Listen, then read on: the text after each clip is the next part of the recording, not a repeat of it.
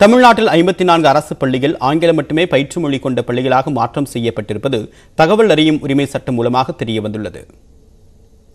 தமிழகத்தில் பல அரசு பள்ளிகளில் ஆங்கிலத்துடன் தமிழும் பயிற்று மொழியாக உள்ளது. இந்நிலையில் தகவல் அறியும் உரிமை சட்டம் மூலம் ஆங்கிலம் மட்டுமே பயிற்று மொழியாக கொண்ட அரசு பள்ளிகளின் எண்ணிக்கை குறித்து கேட்கப்பட்ட கேள்விக்கு பள்ளிக்கல்வித்துறை பதிலளித்துள்ளது. அதன் அடிப்படையில் சென்னை, செங்கல்பட்டு, ஈரோடு, சேலம், கிருஷ்ணகிரி, திருப்பூர், நீலகிரி உள்ளிட்ட 17 மாவட்டங்களில் உள்ள குறிப்பிட்ட 18 அரசு உயர்நிலை மற்றும் 36 மேல்நிலைப் பள்ளிகளில் ஆங்கிலம் மட்டுமே பயிற்று மொழியாக இருப்பதாக பள்ளிக்கல்வித்துறை தெரிவித்துள்ளது. ஆங்கில பயிற்று மொழியாக கற்பிக்கப்படுகின்ற அரசு பள்ளிகளில் தமிழும் பயிற்று மொழியாக கொண்டு வகுப்புகள் செயல்பட்டு வந்த நிலையில் தற்போது ஆங்கிலம் மட்டுமே பயிற்று மொழியாக கொண்ட பள்ளிகளாக அவை மாற்றப்பட்டுள்ளது தெரியவந்துள்ளது. இதுகுறித்து பள்ளிக்கல்வித்துறையிடம் விளக்கம் கேட்டபோது ஆங்கிலம் மட்டுமே பயிற்று மொழியாக கொண்ட பள்ளிகள் ஒன்று கூட இல்லை என்று மறுப்பு தெரிவித்துள்ளது.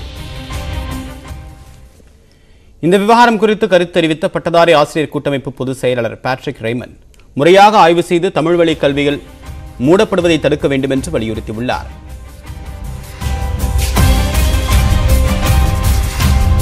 கடந்த ஆட்சி காலத்தில் ஆட்சி முடிகிற நேரத்தில் மாணவர்களுடைய எண்ணிக்கை குறைவாக இருந்த பல்வேறு பள்ளிகள் நீலகிரி மாவட்டம் உள்ளிட்ட பல மாவட்டங்களில் அரசு பள்ளிகள் மூடப்பட்டன. அதுபோல் அந்த நேரங்களிலேயே கல்வியாளர்கள் அரசு பள்ளிகளை மாணவர்களுடைய பள்ளிகள் மிகவும் பிற்படுத்தப்பட்ட ஏழை மாணவர்கள் படிக்கக்கூடிய பள்ளிகளை மூடக்கூடாது என்கிறதான கோரிக்கைகளை வைத்திருந்தோம். அதுபோல நிலையில் இது மூடப்பட்டதா என்பது குறித்த தகவல் இல்லை. இது குறித்து அரசு முறையாக விசாரிக்கும் என்று மாண்புமிகு பள்ளிக்கல்வித்துறை அமைச்சர் அவர்கள் தெரிவித்திருக்கிறார்கள். அதனுடைய உண்மை நிலை கண்டறியப்பட்டு தமிழ் வழி பள்ளிகள் மூடப்படுவது தவிர்க்கப்பட வேண்டும் என்று கேட்டுக்கொள்கிறோம்.